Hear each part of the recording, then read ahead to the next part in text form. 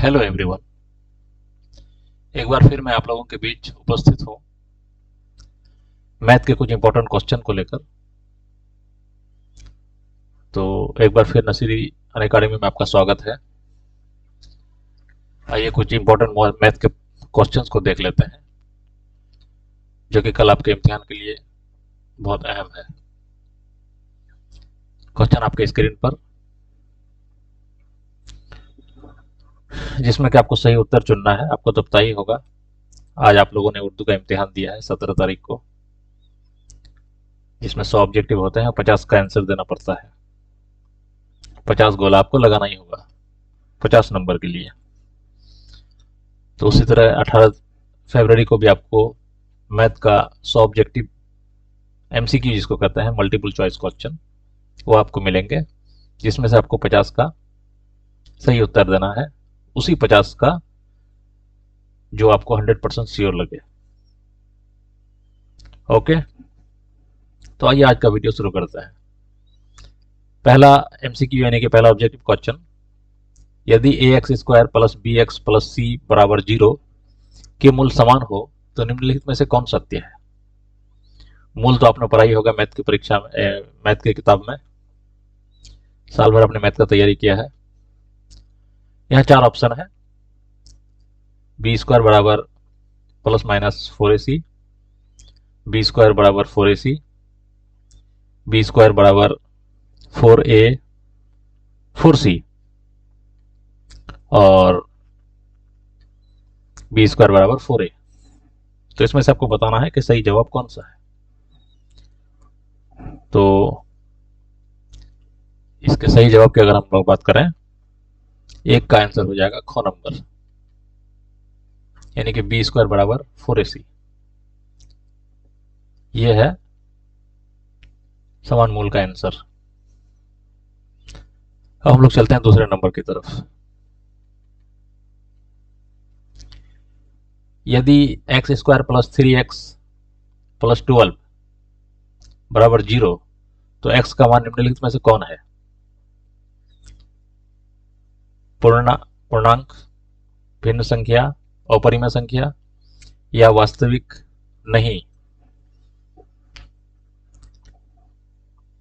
जो उत्तर आप लोगों को सही लगता हो आप लोग कमेंट बॉक्स में लिख सकते हैं, और जो उत्तर मैंने अध्ययन करके निकाला है आपकी किताब में से, उसे आप मिलान कीजिएगा, क्योंकि मैं आपको बताऊंगा। 2 का घ नंबर यानी कि वास्तविक नहीं। X square plus 3x plus 12 बराबर 0, तो x का जो मान होगा वो वास्तविक नहीं होगा। ओके एवरीवन, तो 2 का घ नंबर। अब बात करते हैं हम लोग 3 नंबर का, जो कि वृत्त से सम्मिलित है। एक वृत्त की परिमाप एवं क्षेत्रफल बराबर हो तो वृत्त की त्रिज्या क्या होगी। वृत्त का परिमाप आप लोग जानते ही है, और वृत्त का क्षेत्रफल। तो इसमें आपको वृत्त का त्रिज्या बताना है। वृत्त का त्रिज्या बोलिए आप में से, कमेंट बॉक्स में लिख सकते हैं इसका सही जवाब। 3 का क नंबर यानी कि 2 मात्रक, जिसको 2 यूनिट्स कहते हैं। अब हम लोग चलते हैं 4 नंबर की तरफ। क्योंकि इतना वक्त नहीं है कि आप लोग इन 12 से 24 घंटों में लॉन्ग क्वेश्चन आंसर को बना बना के टाइम निकाल दें। और ऑब्जेक्टिव में अगर आपको 50 नंबर आ जाता है तो उधर आप 50 में से 30 ला ही सकते हैं। उस हिसाब से अगर मिलाया जाए तो आप 70-80 इजी ला सकते हैं। चौथा नंबर 2, 3, 4, 5, 6 के माध्यिका होंगे। कौन होगा इसका माध्यिका। 3, 3, 4 या 5। यहां क और ख दोनों जगह में 3 दे दिया है, जो कि गलत है। और हम लोग अगर नंबर 4 की आंसर की बात करें तो इसका आंसर ग नंबर है, यानी कि 4 नंबर। 4 इसका आंसर होगा माध्यिका। अब हम लोग चलते हैं 5 नंबर की तरफ। विड्थ की सबसे बड़ी जीवा होती है चाप, व्यास, चापकर्ण या इनमें से कोई नहीं। विड्थ की सबसे बड़ी जीवा खो, व्यास। ये आप लोगों को याद रखना है। विड्थ की सबसे बड़ी जीवा व्यास। व्यास आपके इम्तिहान में अगर आ जाए तो वो जिस नंबर में रहे आपको उसी नंबर को गोला करना है। नंबर 6, एक्स अक्ष के निर्देशांक होते हैं। ये तो मैथ के शुरू में ही दूसरे चैप्टर में आपने पढ़ा ही होगा। x0, 0y, 00 या xy। एक्स अक्ष के निर्देशांक जो होते हैं 6 नंबर। बता सकते हैं कमेंट बॉक्स में 6 का कौन नंबर इसका सही जवाब है। यानी कि x0।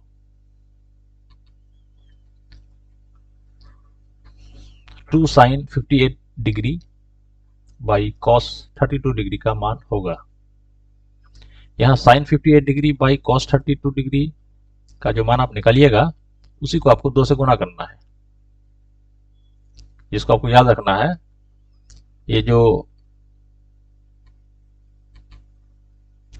है ना 2 को छोड़ के sin 58 डिग्री और cos 32 डिग्री,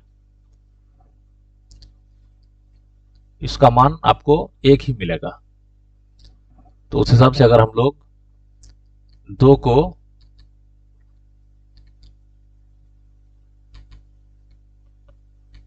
1 से गुना करें तो आपको क्या मिलेगा? 1 मिलेगा। यानी कि इसका सही जवाब 2 मिलेगा। इसका सही जवाब को 2 मिलेगा।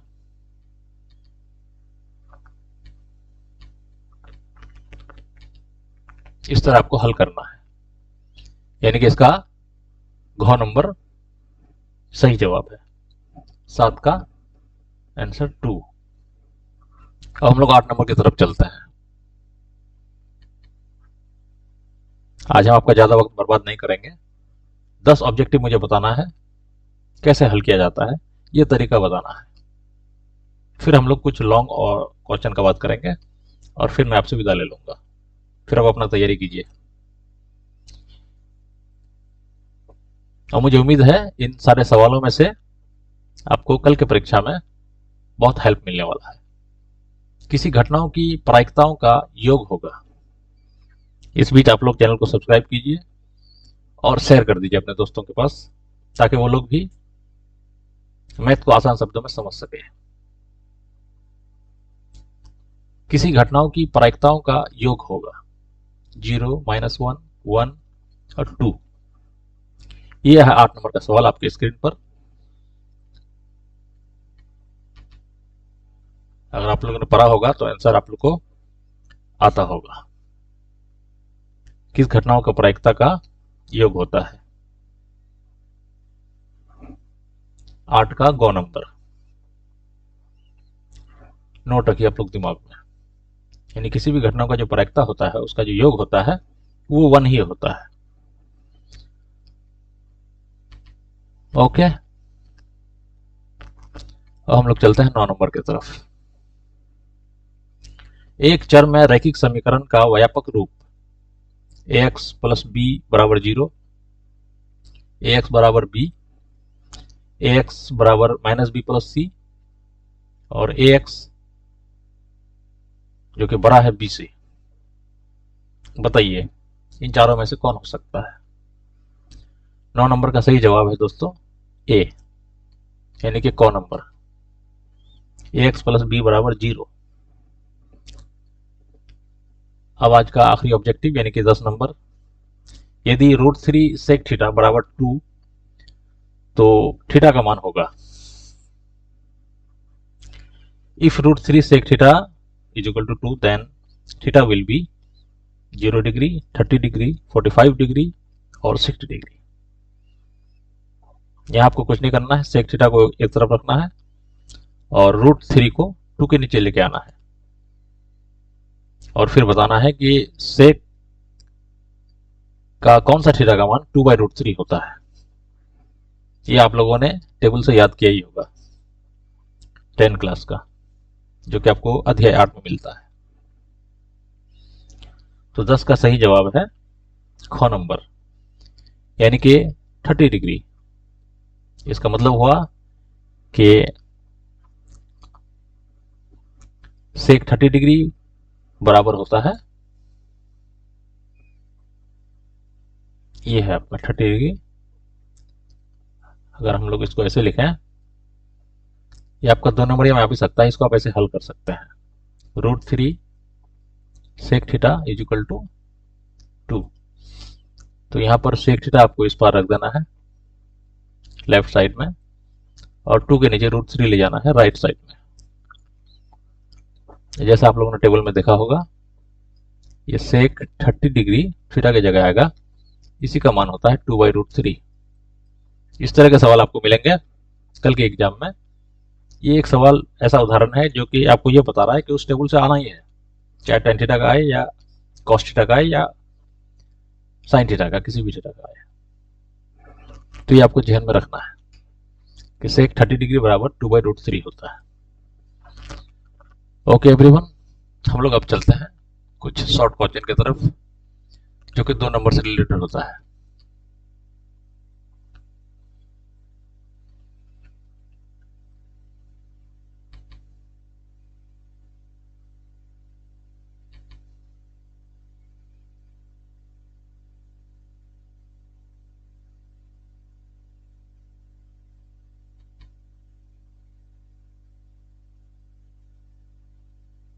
ये है कुछ सवाल जो कि आपको 2-2 नंबर करके दिलाएगा।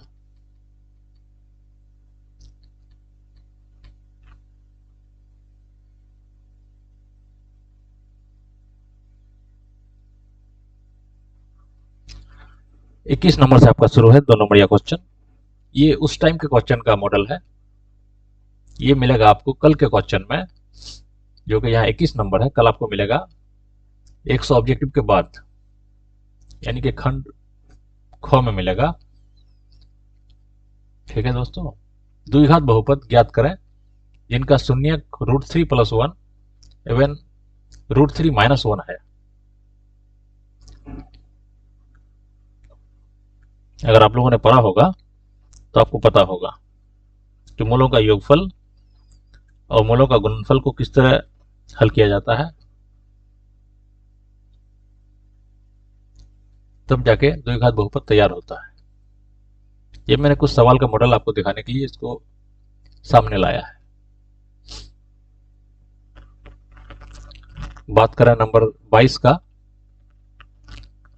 तो 22 नंबर में देखिए सवाल आपके स्क्रीन पर है।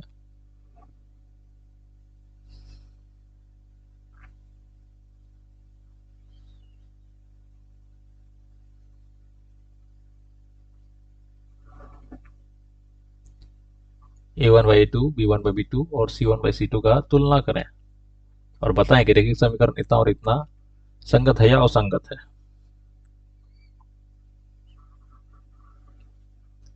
तुलना तो आपको करना आता ही होगा। जहां तक इसका युग्म का सवाल है तो ये असंगत है। हम लोग रफ में इसको बना के देख लेते हैं कि ये असंगत कैसे निकल रहा है।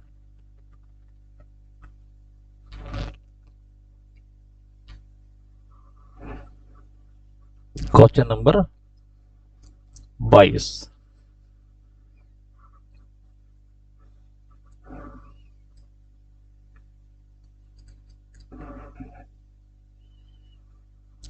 टू एक्स माइनस 3y बराबर 8, यही आपका क्वेश्चन है।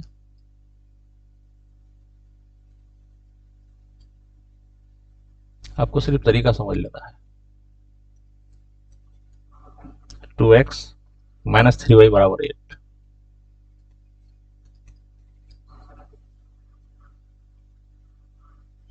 और 4x माइनस 6y बराबर 9।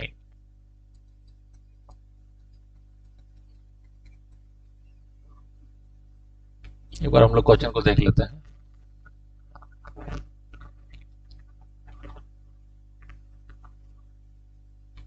22 नंबर, 2x माइनस 3y बराबर 8, 4x माइनस 6y बराबर 9।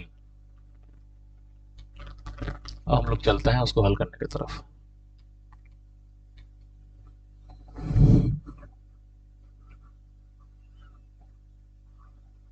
क्योंकि इसका अगर कंपेरिजन किया जाए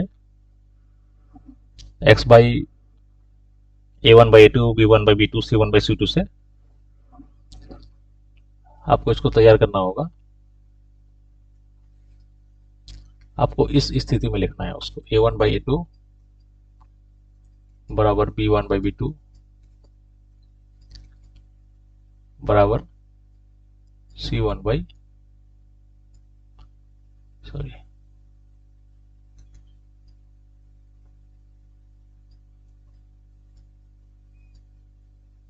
तो यहाँ a1/a2 में 2/4 आ जाएगा,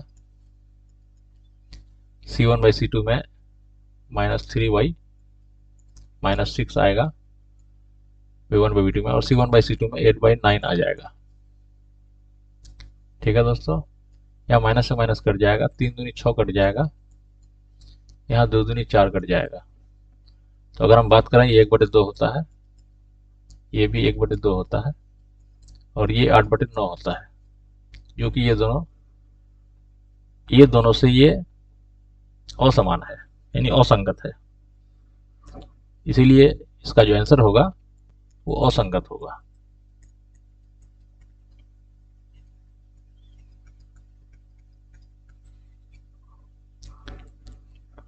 ठीक है एवरीवन, अब हम लोग चलते हैं अगले सवाल की तरफ और देख लेते हैं सवाल नंबर 23। ये सब कल के एग्जाम के लिए बड़ा इंपॉर्टेंट है, आपको देखना जरूरी है। दो क्रमागत धनात्मक पूर्णांकों का गुणनफल 240 है, इसे द्विघात समीकरण के रूप में लिखिए। इसको आप लोगों ने जरूर हल किया होगा।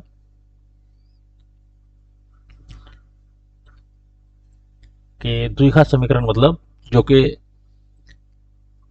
एक्स स्क्वायर से जो शुरू होता है, X square plus X minus C जैसे, उसी तरह आपको इसका एक आंसर निकालना है। और जबकि इसका दो क्रमागत संख्या दिया हुआ है एक्स और सॉरी एक्स और एक्स प्लस 1। तो अगर हम लोग इसको हल करें,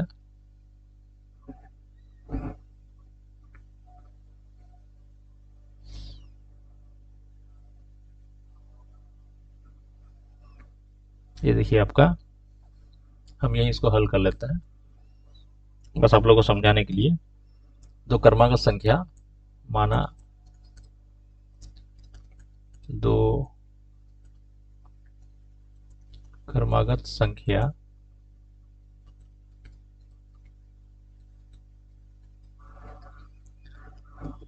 क्रमागत संख्या किसे कहते हैं, आपको दरअसल समझना है कि क्रमागत संख्या किसे कहते हैं। जब तक समझिएगा नहीं तो मानिएगा, मान नहीं पाइएगा, गलत मान लीजिएगा। एक अक्स आपका एक्स हो गया, और दूसरा अगर इसके बराबर क्रमागत यानी कि लगातार, तो इससे जो एक अधिक होगा यानी कि एक्स प्लस 1, ये दोनों संख्या है क्रमागत। इससे आपको एक द्विघात समीकरण तैयार करना है। वो कैसे कीजिएगा आप, जबकि उसका गुणनफल दिया हुआ है 240, तो हम लिख सकते हैं इसका हल।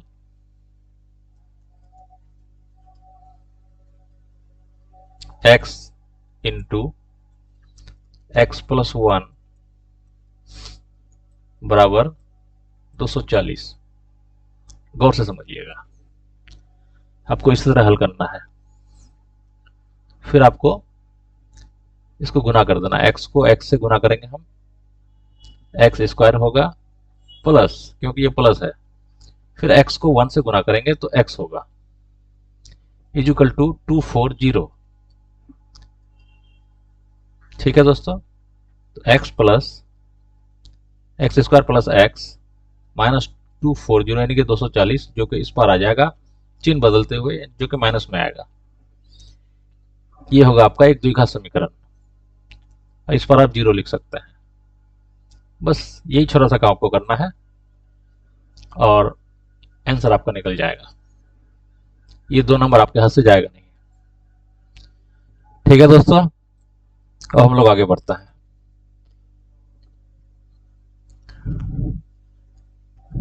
क्योंकि आज मैं कहीं गया हुआ था, जिसके कारण मैं थोड़ा लेट से वीडियो बना रहा हूँ। मूल बिंदु से P यानी 6 माइनस 6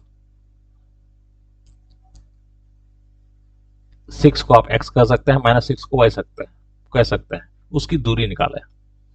दूरी का सूत्र आपने पढ़ाई होगा अध्याय 7 में। ठीक है दोस्तों,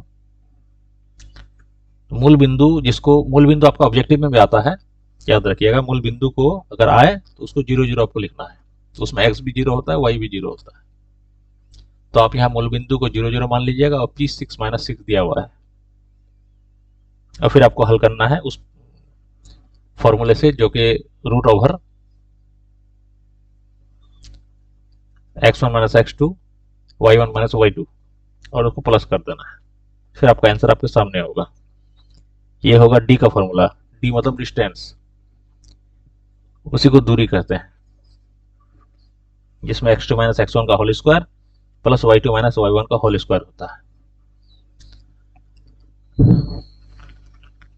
चलिए, मैं आपकी हेल्प के लिए आपको इसको हल करके दिखा देता हूँ।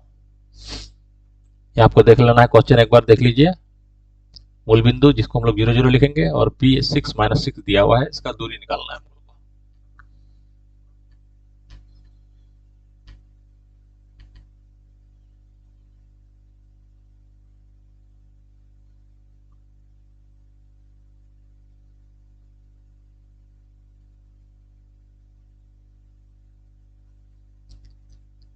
मूल बिंदु से रिलेटेड सवाल, कई सवाल आपको मिलेंगे कल, ऑब्जेक्टिव में भी मिलेंगे और सब्जेक्टिव में भी मिलेंगे। ये सब आप लोग को छोड़ना नहीं है। बड़ा ही आसान सा सवाल है और आसानी से हल होगा। एक बार हल करने का तरीका हम लोग देख लेते हैं। ये सवाल है कितना, 24।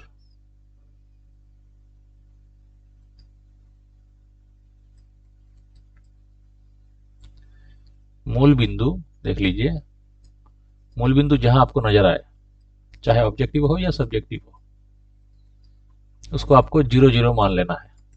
यानी कि इसका x1 0 x2 0, और दूसरा जो है उसका निर्देशांक दिया हुआ है 6 और माइनस 6, यानी कि x1 6 और x2 माइनस 6। और अगर हम लोग दूरी के सूत्र की बात करें, यानी कि d बराबर root over x2 minus x1 पर whole square plus y2 minus y1 पर होल स्क्वायर, ये आपका सूत्र होता है। सूत्र आपको लोग याद रखना, ये सब सूत्र आप लोग कल बहुत काम आएगा। तो x2 में हम लोग क्या लिख सकते हैं, देखिए ये x1 x2 आपका 0 होगा। ठीक है दोस्तों, और x1 भी आपका 0 होगा, इसका आपको होल स्क्वायर देना है, प्लस y2 ये आपका माइनस 6 होगा, और ये फॉर्मूला वाला माइनस है जो आपको यहाँ देना है, और y1 जो कि आपका ये माइनस है, ये 6 है, इसका होल स्क्वायर करना है आपको। तो अगर हम लोग बात करें इस पोजीशन का, तो ये तो इसका आंसर ही 0 हो जाएगा, मतलब इसका कोई हल ही नहीं होगा। अब हम लोग यहाँ बात करते हैं प्लस, ये जो माइनस 6 और माइनस 6 है, ये दोनों जुड़ जाएगा, प्लस 6 हो जाएगा। अब प्लस 6 का होल स्क्वायर करेंगे तो 36 होगा। ठीक है दोस्तों, सॉरी, ये तो ये माइनस 6 12 होगा, 12 का होल स्क्वायर हो जाएगा 144, 12 12 144। ठीक है,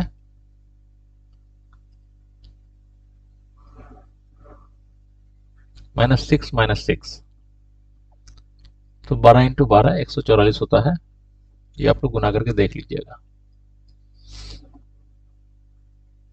तो यह हो जाएगा -6 12, 12 का स्क्वायर 144। तो यह हम लोग का होने वाला है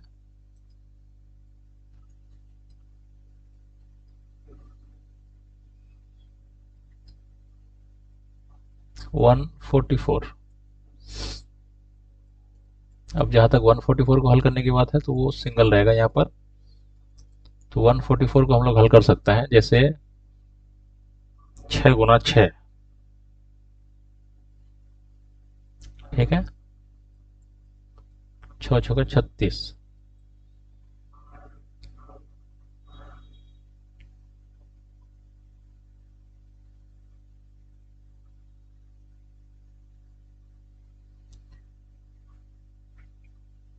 x2 माइनस x1 का whole square, y2 minus y1 का होल स्क्वायर,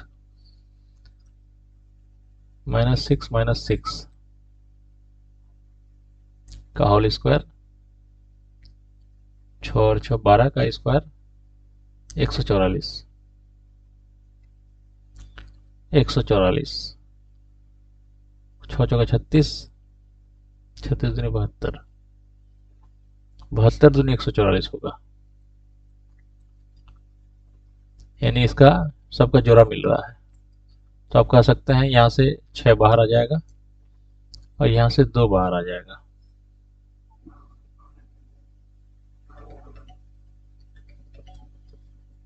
और आपका हो जाएगा 6 दूनी 12 आंसर, 6 दूनी 12 इसका आंसर हो जाएगा। ओके दोस्तों,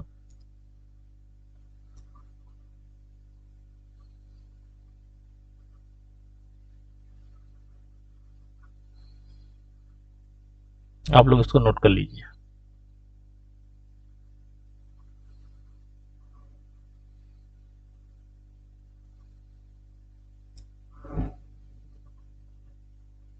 अब हम लोग चलते हैं अगले सवाल की तरफ।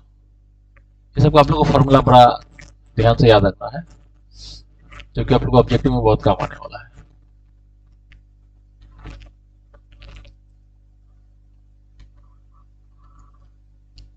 अब ये रहा आपका थीटा से रिलेटेड 25 नंबर। आपको सिर्फ दिखाना मकसद ये है कि सवाल किस तरह आ सकते हैं।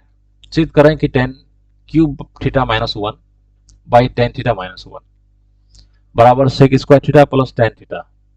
इसको अगर हम लोग, क्योंकि एक साइड से हल करना है, आप चाहे लेफ्ट साइड से कीजिए तो आपको राइट निकाल के दिखाना होगा, राइट साइड से कीजिएगा तो आपको लेफ्ट निकाल के दिखाना होगा। हम लोग लेफ्ट साइड से करें तो tan क्यूब थीटा माइनस 1 को हम लोग tan स्क्वायर थीटा माइनस 1 और tan थीटा माइनस 1 कर सकते हैं।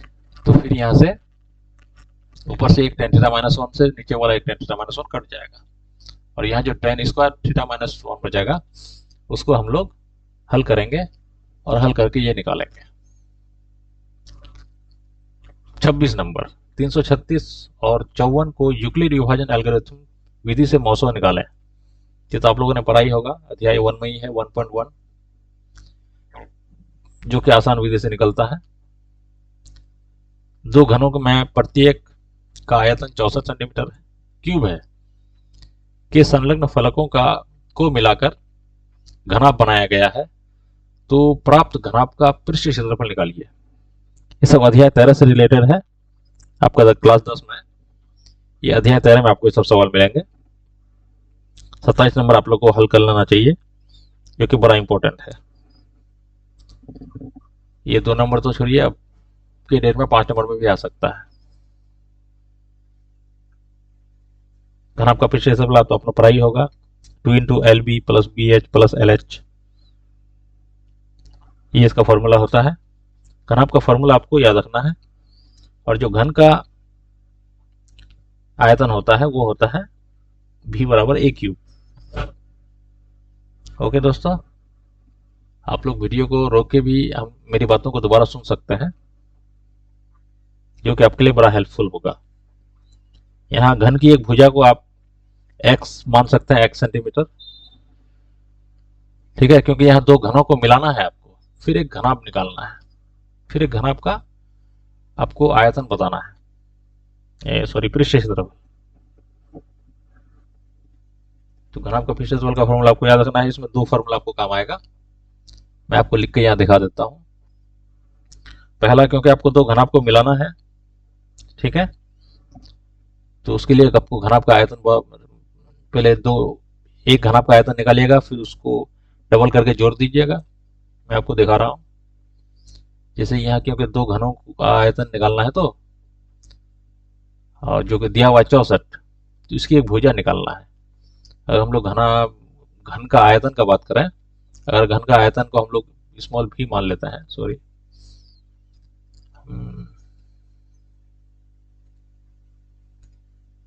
अगर उसको स्मॉल भी मान लेते हैं तो इसका फॉर्मूला हो जाएगा a क्यूब। इससे आप निकाल सकते हैं। जैसे 64 यहाँ आ जाएगा 64, तो 64 को अगर क्यूब में निकालेंगे तो 4 का क्यूब होता है 64, 4 चौका 16, 16 चौका 64, तो इसका आंसर ही हो जाएगा 4 सेंटीमीटर। ये एक घन का आयतन हो जाएगा, ये सॉरी एक घन का एक भुजा हो जाएगा। फिर इस तरह जो दो घन का भुजा है उसको मिलाकर एक घनाभ का किनारा बनता है। ये आप ये कह सकते हैं 8 सेंटीमीटर, ठीक है। और उसी 8 सेंटीमीटर को आपको लंबाई मानना है, किसका, घनाभ का। ये घनाभ का लंबाई हो जाएगा। फिर आप जो घनाभ का पृष्ठीय क्षेत्रफल निकालिएगा, उसके लिए आपका जो फॉर्मूला है घनाभ का पृष्ठीय क्षेत्रफल, वो आप लोगों ने पढ़ा ही होगा, मैं एक बार लिख देता हूं। घनाभ का पृष्ठीय क्षेत्रफल 2 into L B plus B H plus L H. आप वीडियो को रोक के ये फॉर्मूला आप लिख सकते हैं और इसको याद कर सकते हैं। यही फॉर्मूला आपका काम आने वाला है घनाभ का पृष्ठीय क्षेत्रफल निकालने में। चाहे इस सवाल में आए या घनाभ का कोई दूसरा सवाल आए, आपको ये फॉर्मूला इस्तेमाल करना होगा। और यहाँ आपको टेक्निक वही इस्तेमाल करना है कि दो घन का फलक को मिलाया जाए एक जगह, क्योंकि यह सवाल ही दिया हुआ है कि दो घनों में प्रत्येक का आयतन 64 सेंटीमीटर, यानी कि दो घन का आपको एक भुजा निकाल के उसको मिलाना है। ओके, अब चलिए इस तरह का वृत्त वाला सवाल भी आपको मिलेगा जो कि इंपॉर्टेंट होगा। आप लोगों ने नोट को भी तो जरूर तैयार किया होगा, जो कि कोचिंग में पढ़ा था आप लोगों ने, उसमें आप ये सब देख सकते हैं। इतना तो हम लोग यहाँ बना नहीं सकते हैं। 29 नंबर की बात करें तो a का मान निकालें यदि a 2 और 3 4 के बीच की दूरी 8 इकाई है। ये बीच की दूरी वही अध्याय 7 से रिलेटेड है। 29 नंबर आप निकाल सकते हैं। ये आपको वही दूरी सूत्र से ही निकालना होगा,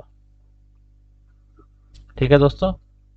दूरी सूत्र जिसका हम लोग जिक्र आगे कर चुके हैं, फॉर्मूला वही है, d बराबर root over x2 minus x1 का whole square plus y2 minus y1 का होल स्क्वायर, उसी से आपको निकालना है। अब बात करते हैं हम लोग 30 नंबर का। यदि अल्फा प्लस अल्फा और बीटा द्विघात बहुपद एफ एक्स बराबर A X square plus B X plus C, जो F X A X square plus B X plus C के शून्यक हो, तो अल्फा का स्क्वायर प्लस बीटा का स्क्वायर निकालें। 31 नंबर की बात करें तो 2 5 7 9 10 15 का माध्य निकालें। माध्य तो आप लोगों ने पढ़ा ही होगा। माध्य का फॉर्मूला होता है संख्याओं का कुल योग बाई कुल संख्या, यानी ऊपर में जितना है 2 5 7 9 10 15 है, वो सबको जोड़ना है, ऊपर लिखना है अंश की जगह में, और हर की जगह लिखना है कुल संख्या। कुल संख्या कितना है, 1 2 3 4 5 6 से उसको भाग देना है, डिवाइड करना है, फिर आपका आंसर निकल जाएगा। वीडियो बनाने का मेरा मकसद वही है कि आपको थोड़ा गाइडलाइन किया जाए, थोड़ा तरीका बताया जाए। बहुत सारे बच्चे ऐसे होते हैं जो मैथ का पूरा साल भर तैयारी करता है, लेकिन फिर भी एग्जाम टाइम में थोड़ा अजीब मन में सवाल आता है किस तरह हल किया जाए, क्योंकि टाइम आपको पता नहीं चलेगा, टाइम निकल जाता है। वही चीज है मैथ। हर सब्जेक्ट में क्या होता है कि हम लोग टाइम से आगे भाग जाते हैं, लेकिन मैथ एक ऐसा सब्जेक्ट है, कल आप लोग देख लीजिएगा कि मैं टाइम आपसे आगे भाग जाएगा, आपको पता भी नहीं चलेगा। बात हम लोग 31 की करें, मैं आप लोग को एक निर्देश दे देता हूं। जैसे यहाँ है ये 2 5 7 9 10 15, तो सबको आपको जोड़ देना है। 2 + 5 + 7 + 9 + 10 + 15 और नीचे में कुल संख्या लिखना है 1 2 3 4 5 6। आसान भाषा में समझिए। 15 10 25, 25 और 9 34, 34 और 7 आपका 41, 5 46 और 2 48। ये आपको यहाँ 48 देना है और फिर नीचे में जो 6 है उससे आपको भाग देना है। 8 आपका आंसर निकल जाएगा। यही होगा माध्य। ओके, यही माध्य होगा। 32 नंबर की बात करें, सिद्ध करें कि 3 + 2√5 एक अपरिमेय संख्या है। ये सवाल किसी भी साल छूटता नहीं है, हर साल आने वाला प्रश्न है ये, और इसमें आपको 3 नंबर मिलेगा ही मिलेगा। 33 की बात करें, द्विघात समीकरण 2x² - 7x + 3 = 0 के मूल निकालें। मूल तो आप लोगों को निकालना आता ही होगा, जिसका फॉर्मूला ही होता है x = -b + -d/2a, जिसको विवेचक भी कहते हैं हिंदी में। तो इसमें आपको मूल निकालना पड़ेगा। उसके बाद एक सवाल है एपी से रिलेटेड। एपी जो कि थोड़ा लॉन्ग होता है लेकिन बनाने में अच्छा भी लगता है, सुविधा होता है। एपी में क्या दिया हुआ है? एपी में a = 5 है यानी कि प्रथम पद 5 है, d 3 है यानी कि एक पद से दूसरे पद के बीच का जो अंतर होता है उसी को d कहते हैं, वो आपका 3 दिया हुआ है। an 50 है तो n निकालना है, फिर उसके बाद sn निकालना है, यानी समांतर श्रेणियों का योग, जिसको sn कहते हैं। ये आप लोगों ने पढ़ा ही होगा। इस तरह के सवाल आप लोग को कल बहुत मिलेंगे, बहुत, ऑब्जेक्टिव में भी सब्जेक्टिव में भी। ठीक है दोस्तों, ये कुछ सवाल हैं जो कि आपको और भी कल हेल्प करेंगे। सवाल मैं आपको स्क्रीन पर दिखा देता हूं। 37 भी आपका अध्याय 8 से है, 38 भी आपका अध्याय 8 से ही है। tan 2a = cot a - 18 degree, जहां a न्यून कोण है तो a का मान निकालना है। ये सवाल अगले साल भी आया था, यानी कि 2024 में। 2024 में जो बच्चा परीक्षा दिया है उन लोगों को पता होगा। ये आप लोगों में से जो अगले साल के क्वेश्चन को देखे होंगे उसको जरूर पता होगा कि इसको निकालना कैसे पड़ता है। ओके,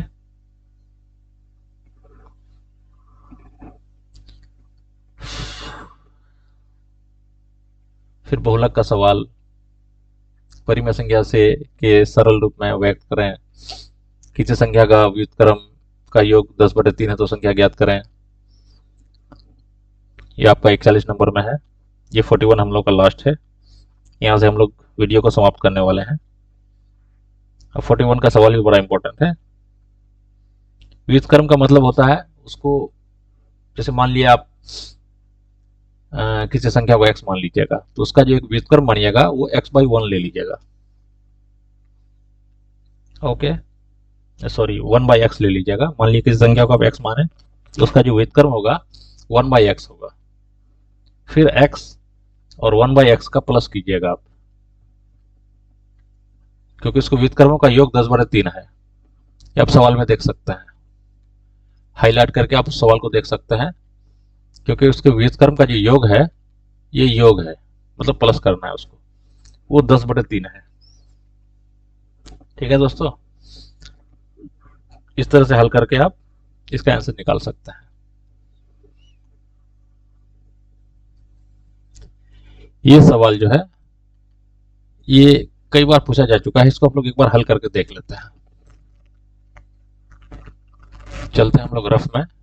38 नंबर क्वेश्चन आप देख लीजिए। tan 2a = cot a - 18 degree. हम लोग रफ में चलते हैं और 38 को हल करते हैं।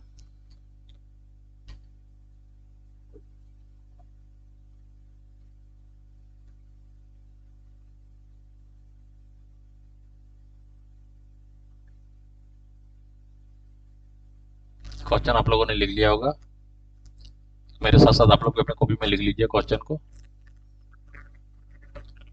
ओके,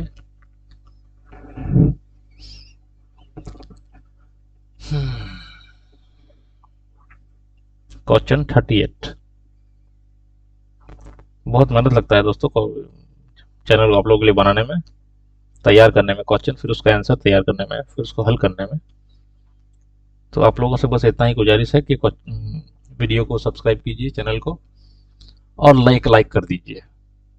आपको कैसा लगता है पढ़ने में और समझने में, उसको आप कमेंट बॉक्स में लिख सकते हैं।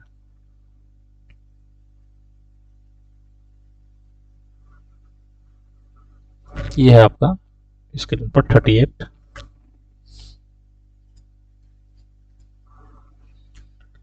इसमें आपने देखा होगा 10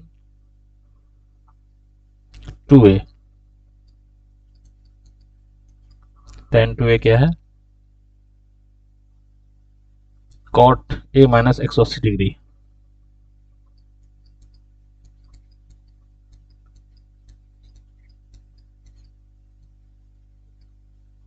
एक 180 डिग्री,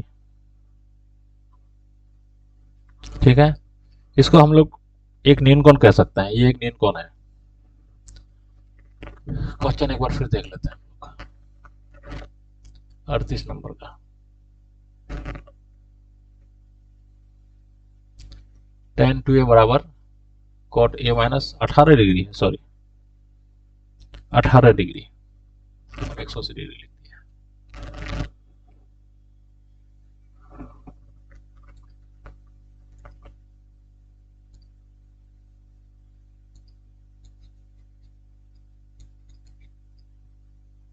ये हो गया आपका 18 डिग्री।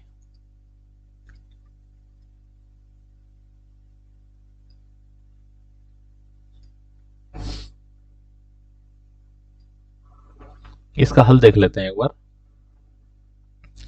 इसमें हम लोग को a का मान निकालना है। ये जो tan 2a है, इसको हम लोग cot 90 डिग्री माइनस 2a लिख सकते हैं। cot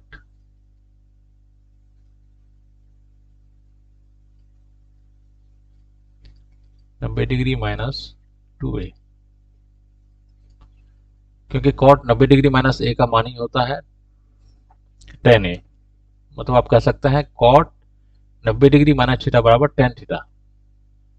तो इसके जगह हम लोग ये लिखे हैं, ये इसको हम लोग थीटा मान लेंगे 2a को। 2a यहाँ पर हम लोग का थीटा है। Okay,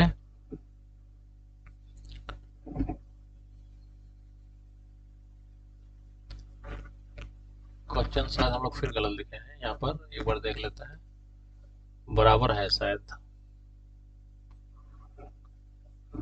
just a second. Uploading में ये दिक्कत हो रहा है, नेट थोड़ा स्लो है।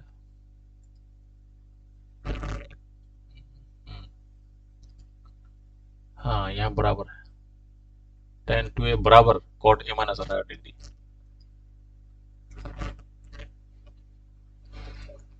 यहाँ बराबर है, तो यहाँ भी हम लोग को बराबर देना है, और वहाँ है cot a minus 18 degree.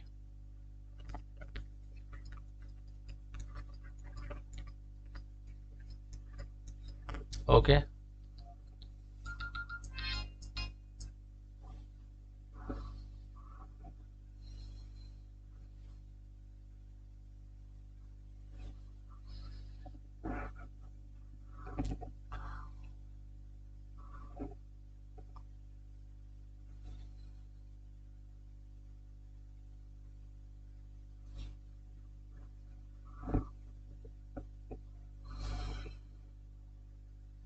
Just a second.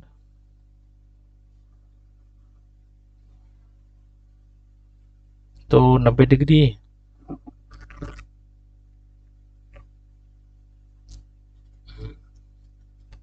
cot 90 degree minus 2a बराबर, यहाँ से अगर cot को बाहर निकाल दें तो अंदर बचेगा आपका a माइनस 18 डिग्री। ये cot से ये cot को आप काट दीजिए, 90 डिग्री माइनस 2a बराबर इधर बचा a माइनस 18 डिग्री। ठीक है, आप माइनस 2a,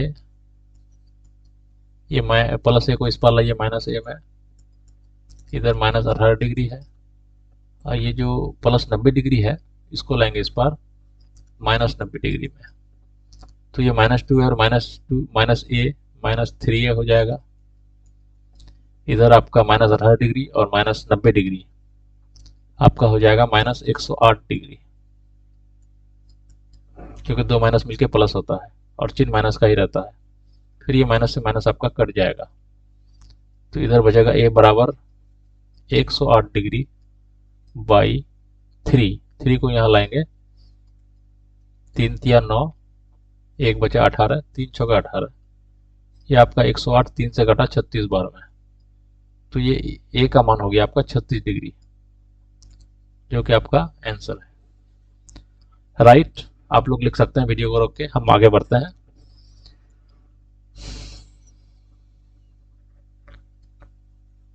चलते हैं क्वेश्चन की तरफ।